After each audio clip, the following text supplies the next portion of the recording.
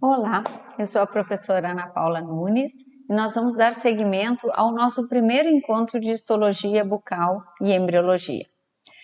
No último encontro, o primeiro encontro, ficaram faltando o áudio dos últimos 10 minutos, onde nós estávamos abordando a fecundação.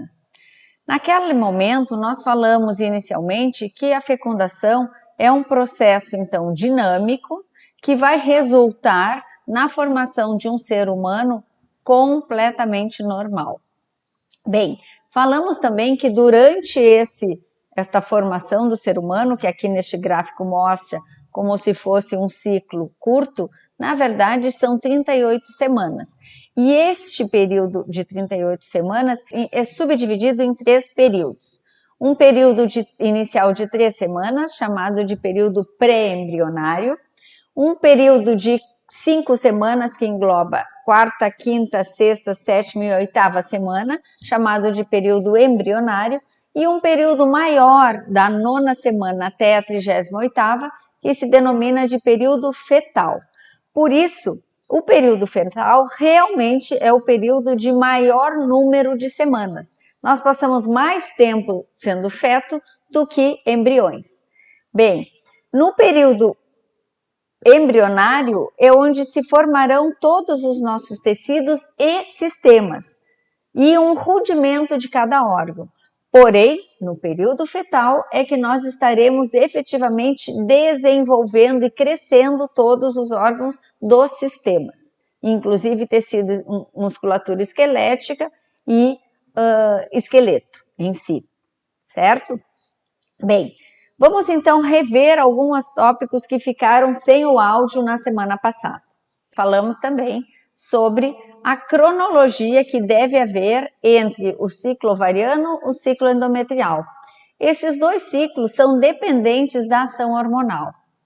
Para cada ovulação, que é a liberação do ovócito mais as células que o rodeiam, é necessário precocemente, anteriormente à ovulação, é necessário que tenha ocorrido a formação de um folículo ovariano, o desenvolvimento de um folículo ovariano, que ocorre por ação do hormônio folículo estimulante, FSH. Esse hormônio FSH é secretado pela adenohipófise. Folículos que chegam ao desenvolvimento folicular mais precoce, antes dos outros, eles são responsáveis pela produção de um segundo hormônio chamado de estrogênio. O estrogênio atua impedindo que demais folículos entrem em amadurecimento no mesmo ciclo. Então, folículos mais adiantados secretam estrogênio e impede, barra, que os demais que vêm lá atrás entrem em desenvolvimento também. Eles são barrados. Eles entram futuramente depois em degeneração. Por isso, apenas os folículos mais adiantados é que efetivamente vão entrar em ovulação, vão liberar o ovócito. Bem, esses dois hormônios então atuam pré-ovulatoriamente, até a ovulação.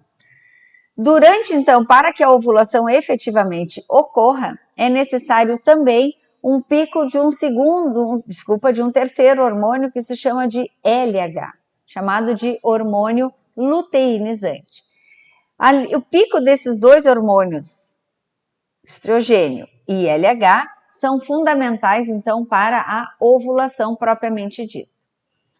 Esta ovulação faz a liberação do ovócito, que vai para a trompa uterina, e no ovário, que ocorreu a ovulação, os restos celulares do folículo não saem na ovulação, ficam no ovário, e que são as mesmas células que secretaram LH, agora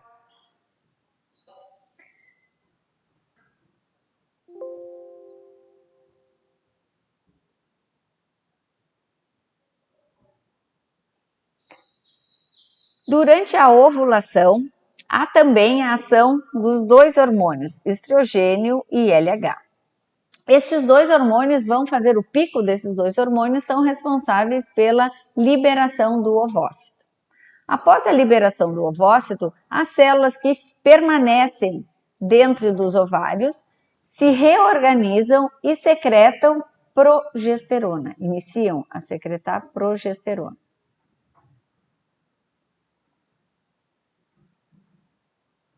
esse hormônio é responsável pelo crescimento da lâmina do endométrio. Bem, a lâmina mucosa, ela é formada sempre por um epitélio mais tecido conjuntivo frouxo. Então, esta camada, ela cresce, não é que ela infle, mas as células entram em divisão celular, então aumenta o epitélio e abaixo dele aumenta o tecido conjuntivo. E aumentando o conjuntivo, aumentam a população de células que ocorre nele e também capilares sanguíneos. Essa progesterona secretada pelo corpo lúteo, tá? Aqui tá ela entra num pico máximo em torno aqui de 22 dias. A ovulação ocorre normalmente no 14º dia. Então, nós temos aqui 10 dias para que esse útero cresça. Enquanto isso, esse ovócito, que não se sabe se vai ser fecundado ou não, está percorrendo o trato reprodutor feminino. Caso tenha ocorrido fecundação, o zigoto já, ovócito fecundado, entrará no corpo uterino em torno já do 6º dia, estará iniciando a se encostar no epitélio e iniciando a nidação ou a implantação. O que significa que esse endométrio, em torno, então, aqui do 24º, 5º dia, ele estaria encostando aqui e penetrando na lâmina própria. Se ocorreu a fecundação e a anidação inicia, já nesse período aqui que o endométrio está alto, o início da anidação é responsável por uma sinalização fazendo com que seja mantida a produção de progesterona do corpo lúteo. Então, essa progesterona aqui não cairia, se manteria alta. Porém, não ocorrendo a fecundação, esse ovócito vai seguir na luz do corpo, no útero, e o nível de progesterona vai sofrer um declínio. A queda da progesterona, que vinha antes estimulando esse crescimento do endométrio, a queda da progesterona faz com que haja a descamação do endométrio. Então, toda esta parte aqui do endométrio, toda essa aqui, ela é perdida, saindo como menstruação, junto com um ovócito não fecundado. Tá bem? Então, são ações hormonais. Mas, havendo a fecundação, e ela normalmente ocorre nesta região chamada de ampola, porque aqui os espermatozoides já sofreram capacitação espermática até chegar nessa região e estão aptos a degradar, a romper as células da coroa radiata e também uma capa proteica que o ovócito tem, chamada de zona pelúcida. Os espermatozoides, então, já tendo sofrido essa ativação, eles serão capazes de fecundar o ovócito. Por isso eu vou mostrar agora para vocês uma sequência de slides, como se fosse um videozinho em time-lapse. A fecundação em si, né, o conceito de fecundação, ela é a fusão dos dois pronúcleos feminino e masculino, vindos então do espermatozoide e de um ovócito, resultando numa célula chamada de zigoto, que é a primeira célula do novo indivíduo. Todos vocês, todos nós, já fomos um zigoto um dia. Como resultados da fecundação, nós temos então a conclusão da segunda divisão meiótica do ovócito. Qualquer mulher só conclui a segunda divisão após a fecundação. Se ninguém foi fecundada, nunca concluiu a segunda parte, então, da divisão meiótica. A restauração do número diploide de cromossomos, né, então com 46 cromossomos. Permite também uma variação da espécie, porque senão nós teríamos cópias idênticas ou do pai ou da mãe. Né? Então existe o crossing over, que é a possibilidade de troca de genes entre os cromossomos. A determinação do sexo, então, chamado sexo genético, se é XX ou XY, e a ativação metabólica do ovócito para que ocorra o início da segmentação, o início da divisão celular. Esses são os resultados da fecundação. Os gametas, que quando a gente fala, os dois gametas pronúcleo feminino e masculino, são ovócito e espermatozoide. Então, esse ovócito secundário, ele é assim até que ocorra a fecundação. Quando ele ocorre a fecundação, ele finaliza a segunda divisão meiótica dele. Ele é composto, então, de do seu material genético que fica paralisado nessa fase, então, que se chama de metáfase 2. Uma membrana celular aqui ao redor, chamado de oolema. E o que ainda, antigamente a gente chamava de citoplasma, no ovócito é chamado de ooplasma. Tudo isso porque ele lembra um ovo. Essas células que estão aqui são as células da coroa radiata, que o espermatozoide ativo precisa separar, romper essas células. E esse anel rosa aqui é a zona pelúcida, que também o espermatozoide, após sofrer capacitação espermática, é apto a romper.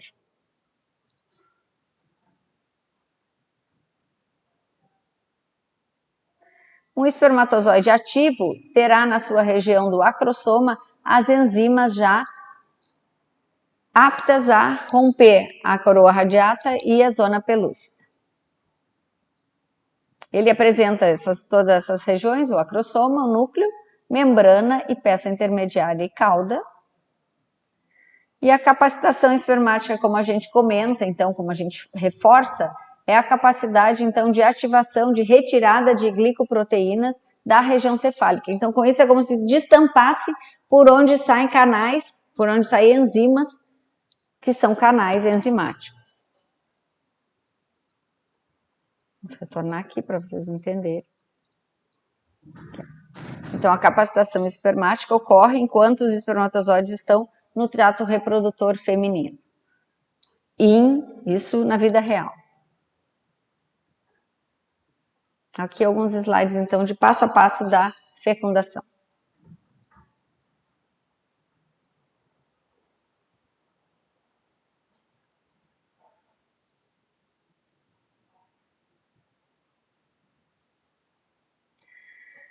Quando um espermatozoide que já tenha sofrido capacitação espermática se aproxima do ovócito, tá? Surge, então, ele na sua região do acrossoma, aqui ocorre a liberação de enzimas, tá? Aqui representadas, então, como esses canais por onde são liberadas as enzimas. As enzimas, basicamente, é hialuronidase capaz de romper membranas, ligações entre células. É capaz, então, a hialuronidase é capaz, então, de romper ligações entre células ou junções entre células.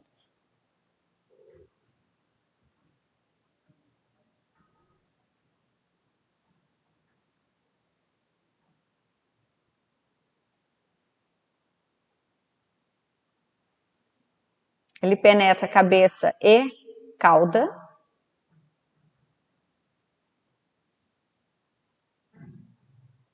Assim que o espermatozoide penetra a zona pelúcida, há, por parte do ovócito, uma reação para evitar polispermia, evitar que outros espermatozoides também penetrem, evitando com isso que ocorra a formação de um ser com um número de cromossomos diferente da espécie humana. Então, essa é uma garantia que a espécie humana, e na maioria das espécies, apenas um espermatozoide fecundará um ovócito, garantindo, então, o padrão número de cromossomos da espécie, que se chama de poliespermia, caso mais de um espermatozoide fecunde o mesmo ovócito. Então, não teríamos mais 46, e sim 46 mais 23 cromossomos. Essa reação cortical está aqui representada como a formação, então, de uma capa proteica.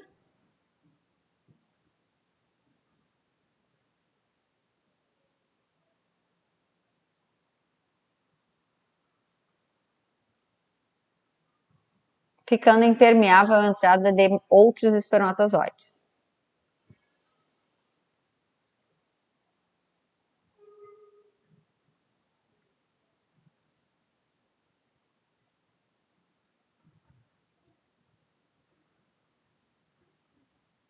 O que é formação de pronúcleo? Formação de pronúcleo é a liberação do material genético masculino, nesse caso aqui, ele sai, o envelope nuclear é desfeito e o material genético, a cromatina, é disposta de uma forma mais desespiralizada.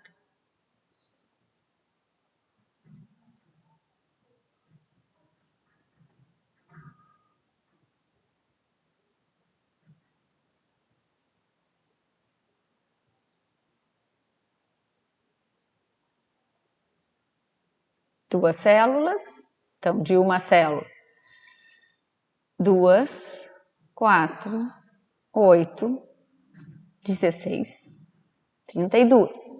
É o chamado, então, estágio de mórula, que parece uma amora.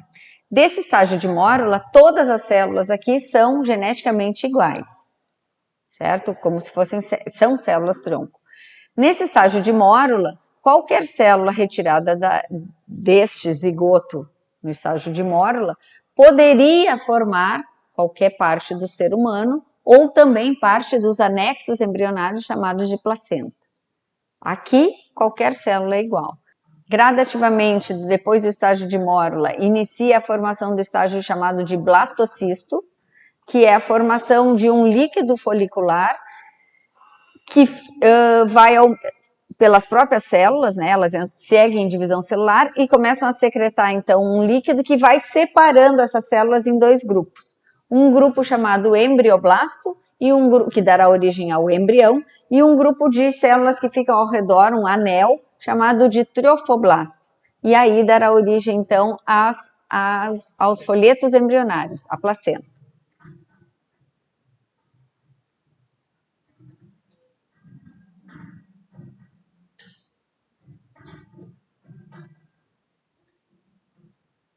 Blastocele é cavidade, triofoblasto dará origem aos anexos embrionários e embrioblasto dará origem ao embrião. Mas reparem que toda essa divisão celular ainda está compactada dentro do anel, este cor-de-rosa, que é a zona pelúcida. Isso acompanha o ovócito desde que ele saiu do ovário. E ainda está aqui, nesse momento, ele está impedindo que essas células aumentem a sua divisão celular. Então, esse blastocisto ele terá que romper esta camada proteica para aumentar o seu tamanho, para seguir a divisão celular.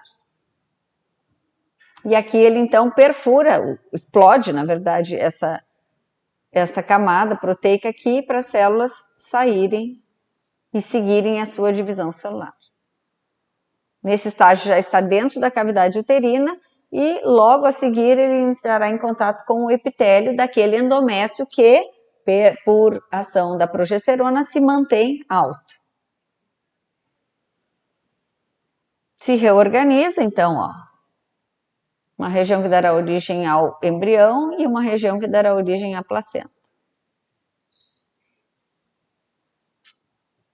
Isso aqui está representando em rosa o endométrio, então ele se aproxima do endométrio porque ele tem uma quantidade limitada de nutrientes, se mantém, né? Ele não é viável por toda a vida, ele precisa penetrar e chegar aos vasos sanguíneos da lâmina de tecido conjuntivo que fica abaixo do endométrio, que fica abaixo do epitélio do endométrio.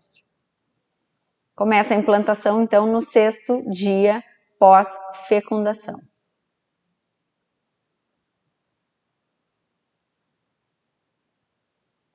Então, nós vimos os primeiros estágios dessa primeira semana, e aí, com isso, eu pergunto para vocês, o que será que todo esse processo que nós estamos vendo tem a ver com a odonto?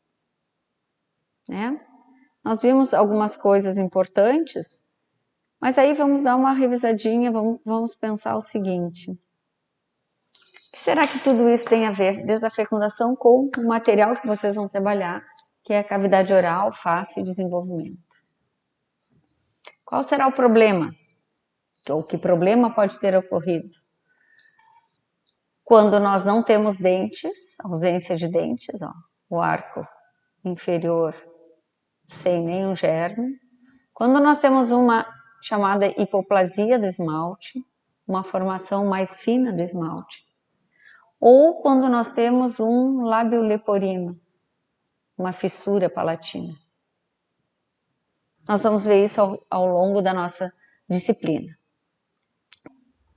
Com isso eu fico à disposição, espero que essa aula tenha complementado a parte da semana passada que faltou esse áudio e vamos nos encontrar então na quinta-feira para conversarmos sobre os estágios do desenvolvimento da vida intrauterina. Até logo!